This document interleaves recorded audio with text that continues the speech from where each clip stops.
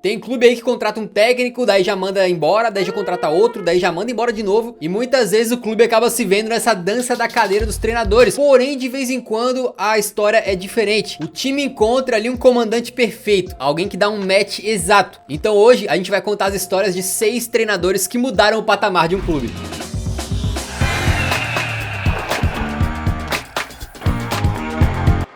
Abrimos a lista aí com talvez um dos maiores casos de revolução interna no clube de futebol nos últimos anos. No dia 23 de dezembro de 2011, o Atlético de Madrid tomaria uma decisão que mudaria de vez o patamar da equipe, dando de presente de Natal antecipado para a torcida a contratação de Diego Simeone para o cargo de treinador. Na época, o Atlético estava no meio da tabela de La Liga, tá? E coube ao ex-jogador do clube recuperar a temporada dos colchoneiros, conseguindo uma vaga para a Europa League de 2012-13. E foi aí que as coisas começaram a mudar de rumo com o Simeone, né? O Atlético de Madrid saiu daquela posição incômoda de meio de tabela e passou a se firmar como a terceira potência na Espanha, competindo sempre ali com Barcelona e Real Madrid. O Simeone, em grande parte dessa jornada por lá, ficou marcado por um futebol mais reativo, né? Para não chamar de retranca.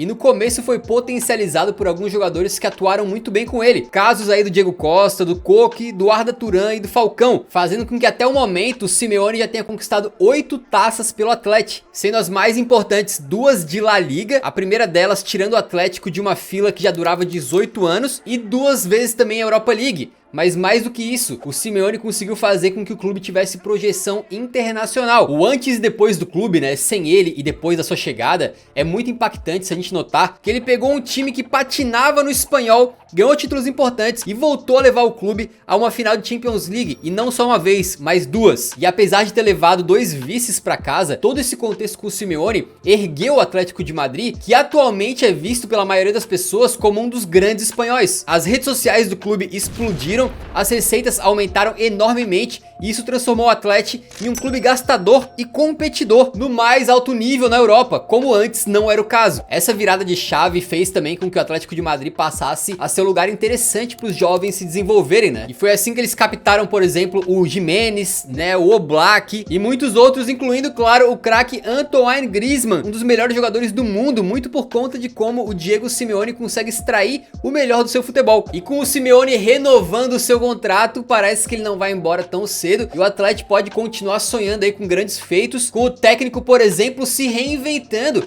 e dando ao time que antes era considerado retranqueiro por muitos, né, uma cara mais ofensiva. Para dar um exemplo, no momento da gravação desse vídeo, o Atlético é o time que mais meteu gols na Champions League na temporada 23-24. Também com o Morata no elenco, né, amigo? Aí fica fácil.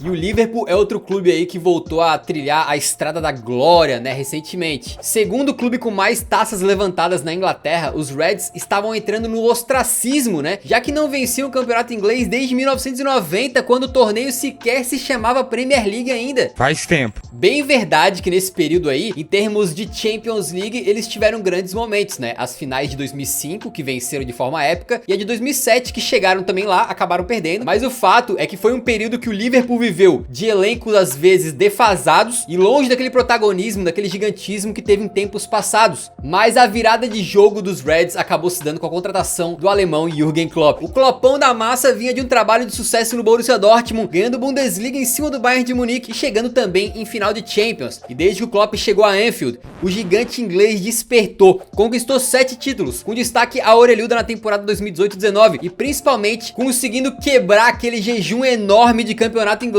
vencendo a Premier League na temporada 19-20 depois de 30 anos. Voltando a ter protagonismo nacional e internacional, o Liverpool tem criado uma rivalidade recente aí com o Manchester City, né? Porque os dois acabam competindo em muito alto nível aí, brigando pelo título do campeonato inglês. E a nível europeu, os Reds têm chegado longe quase todo ano. Nas últimas 6 edições de Champions League, os caras foram pra final 3 vezes. Bem verdade que venceram só uma, mas é um feito inacreditável e digno aí sim da grandeza do clube. O que o Atlético de Madrid e o Liverpool têm em comum, né? 2 finais de Champions recentes perdidas pro Real. É tenso. Outra mudança muito importante pro Liverpool recentemente foi a atuação no mercado de transferências. O clube acabou adotando um estilo de contratações mais pontuais, caras do nível de Van Dijk e Alisson, que eram as peças que faltavam pro time engrenar, e outros de altíssimo nível como Mané, Firmino, Fabinho e Salah, que foram contratações cirúrgicas que ajudaram e continuam ajudando o Liverpool a manter essa boa fase, sempre tá brigando por por títulos, né? Inclusive, com esses caras aí no elenco, os Reds voltaram a ter jogadores de protagonismo mundial. Em 2018, Salah ficou em terceiro na premiação do melhor do mundo da FIFA. O Mané, em 2022, foi o segundo colocado na bola de ouro, enquanto em 2019 o zagueirão Van Dijk, por muito pouco, não superou o Messi e levou uma bola de ouro pra casa. E só pra deixar claro, tá? Antes do Klopp, o Liverpool já era um gigante, não só a nível inglês, como também europeu. Mas quando a gente fala de mudança de patamar, a gente tá querendo comparar a fase que o clube vinha antes e depois do treinador. Então, do grande jejum do campeonato inglês, né? E daquela decepção de 2014, por exemplo, quando tivemos o caso do escorregão do Gerrard, né? Passando por temporadas ali em que o elenco do Liverpool realmente era fraco, em que o clube chegou a ficar fora várias vezes da Liga dos Campeões. Hoje as coisas são diferentes. E com o Klopp é natural pra quem gosta de futebol, né, acompanhar o Liverpool vencendo taças. É algo que acontece e pelo jeito vai continuar acontecendo. Até a metade dos anos 80, o Barcelona não era o colosso que a gente se acostumou a ver hoje em dia, tá? Pra vocês terem uma ideia, naquela época eles tinham apenas 10 títulos do Campeonato Espanhol comparado com os 27 de hoje em dia. E a mudança de chave pro Barcelona, na sua história como um todo, se deu com a chegada de Johan Cruyff pro cargo de treinador. Ex-jogador do Barça e referência daquela Holanda de 74, o Cruyff implementou um estilo de jogo diferente na equipe e com o tempo os títulos começaram a chegar. Foi com ele no comando que a partir de 1988 o Barça começou a virar protagonista no futebol espanhol e europeu, vencendo 11 taças entre 89 e 95,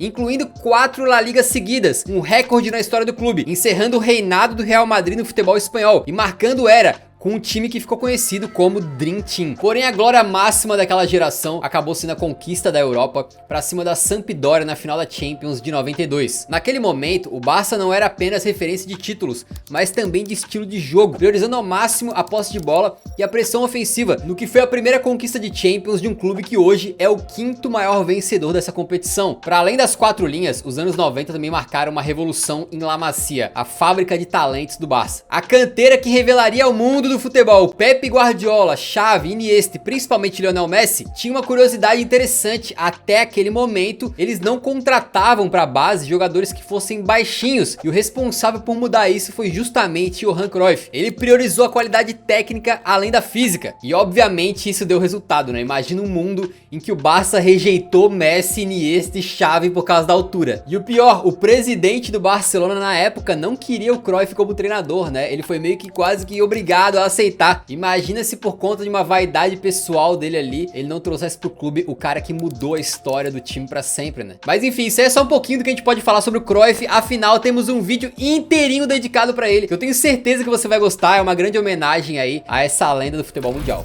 E não tem como não falar aí de Barcelona, Cruyff e deixar de fora Pep Guardiola, né? Sob o comando dele, que foi pupilo do Cruyff, né, o Manchester City virou um verdadeiro Pac-Man de Premier League ali, né? E muito pelo dedo do espanhol. É bem verdade que o City já tinha se tornado um clube ali bilionário e ganhado o campeonato inglês outras vezes antes da chegada dele,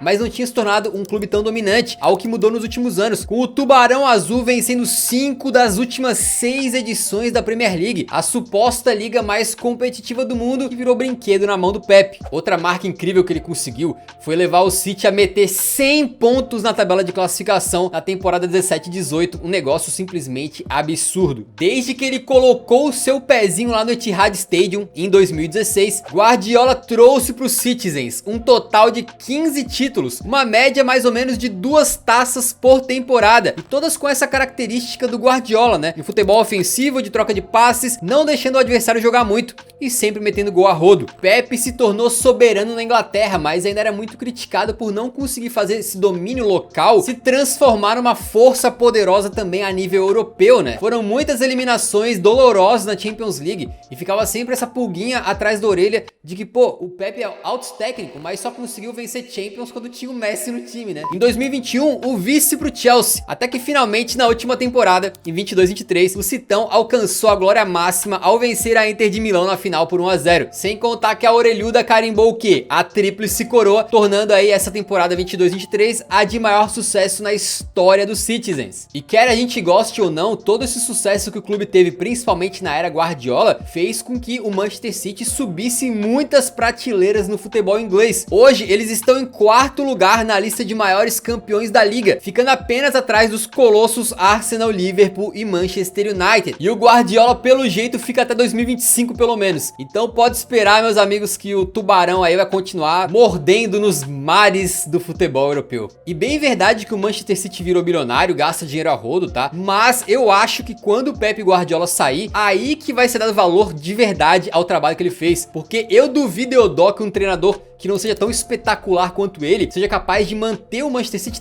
tão dominante dessa maneira. O futuro dirá, mas uma coisa é certa: em termos de patamar no futebol mundial, o Manchester City agora tem uma era antes e uma depois de Pep Guardiola. Hoje em dia a gente se acostumou a ver grandes grupos empresariais ou bilionários comprando clubes tradicionais e tentando, digamos, de forma meio artificial, transformar o clube ali numa potência, né? Só que lá no começo dos anos 2000 essa prática não era tão recorrente e o primeiro grande case de sucesso, digamos, foi justamente o do Chelsea. Comprado em 2003 pelo magnata russo Roman Abramovich, o Chelsea não era visto como um dos grandes da Inglaterra, apesar de ser bem tradicional. Focado em mudar essa história, o novo dono abriu a carteira para investir em contratações, e dentre elas, uma das mais importantes da história do clube, a do treinador sensação do momento, José Mourinho, na temporada 2004-2005.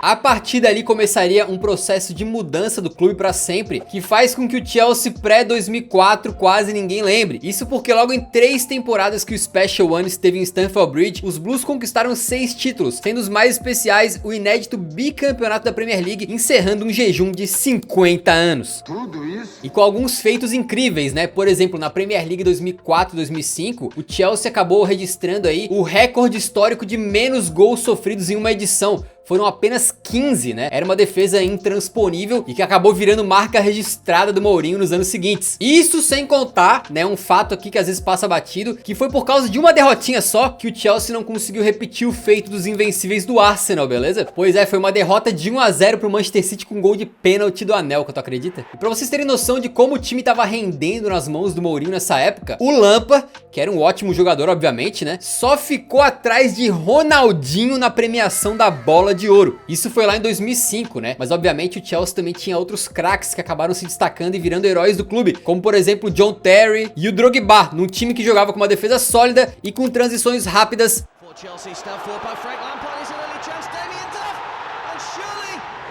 Além de ter sangue frio nos jogos grandes para bater adversários difíceis. Antes do Mourinho e do Roman Abramovich, né? Um time bem tradicional, mas que quase não ganhava nada. Depois dele, o Chelsea teve momentos gloriosos na Inglaterra e também a nível europeu. O Mo não ganhou uma Champions League por lá, mas não foi por falta de tentativa. Ele conseguiu carregar o clube a 2 semifinais em 3 anos, eliminando gigantes como Barcelona e Bayern de Munique no caminho, e pavimentando o caminho para o clube, que depois dele continuou crescendo e atualmente é bicampeão da Champions e faz parte do chamado Big Six na Inglaterra. 22 anos e 17 títulos conquistados. Esse aí foi o saldo da era Wenger no Arsenal. Contratado em 96, os Gunners e o técnico francês formaram uma espécie de simbiose perfeita. Parece que foram feitos um pro outro, até no nome. Com a chegada do Wenger, o Arsenal acabou passando por uma revolução completa, não só no jeito de jogar e no patamar do clube, mas na forma como as coisas funcionavam internamente. Wenger foi quem modernizou os Gunners,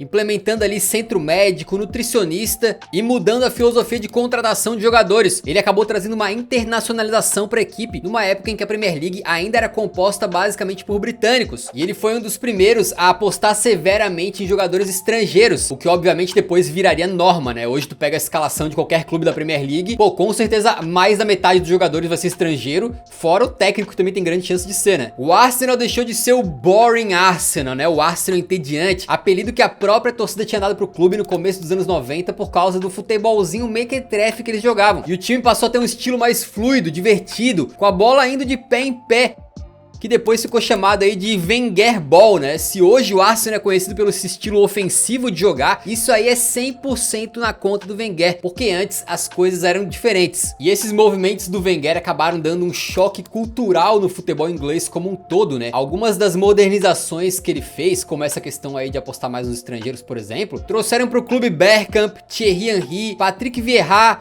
Gilberto Silva e muitos outros, com um time bem multicultural vencendo aquela Premier League de maneira invicta na temporada 2003-2004, o que faria o trabalho dele ser considerado muitas vezes como uma referência a ser seguida. E a cereja no bolo do trabalho do Wenger foi na temporada 2006, quando o clube conseguiu chegar pela primeira vez na sua história na final da Champions League. Não venceu por um detalhe chamado Belete, mas foi um grande feito com um detalhe, tá? O Wenger levou o Arsenal a disputar a Liga dos Campeões durante 19 temporadas seguidas. E na reta final da passagem dele por lá, né, as coisas deram uma azedada e os torcedores do Arsenal ficavam muito pé da vida que o clube tava sempre ali em quarto lugar na tabela. Porém, só deu pra ter noção de quão absurdo foi o trabalho do Wenger quando depois da saída dele, quando todo mundo achava que era normal o Arsenal disputar a Champions, o clube passou um baita jejum e ficou 7 anos sem pisar na competição. A relação entre Arsenal e Arsene acabou de forma um pouco melancólica, né? Como eu disse, o time já não vinha jogando muito bem, não vinha agradando. Os próprios torcedores que amavam o Wenger já estavam pedindo o Wenger out. Mas é inevitável que quando a gente pense em Arsenal, a gente pense em Wenger. É quase como se um dependesse do outro para existir, de tão forte que foi essa conexão e de tanto que o francês mudou o clube. É óbvio que essa lista aqui não é completa, tá? A gente escolheu simplesmente 6 nomes pra falar. Poderiam ter entrado muitos outros, né? O caso que me vem à cabeça, obviamente, é do Ferguson no Manchester United. E também tem outros caras, por exemplo, o Rinus Michels no Ajax, que fez uma revolução absurda. Mas esses dois, por exemplo, já estão em outro vídeo aqui no canal que fala sobre os maiores técnicos europeus da história, tá? Então vale a pena assistir também. E até por isso a gente não botou aqui pra poder dar uma variada, fechou? Se você curtiu o vídeo, deixa o like que ajuda muito a divulgar o nosso canal. Nos vemos no próximo, então um grande abraço. Falou!